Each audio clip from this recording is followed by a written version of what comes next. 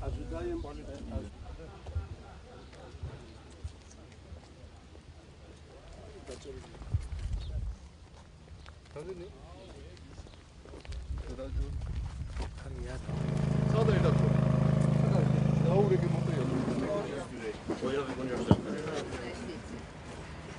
Still as acting.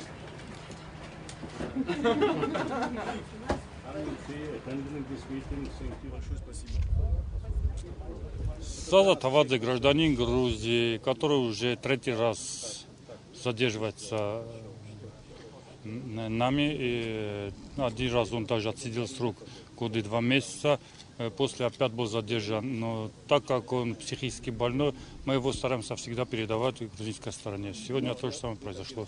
Данный взаимообмен будет полезен обоим сторонам. И к следующей встрече практически у нас будут уже готовые списки, которых мы будем передавать друг другу.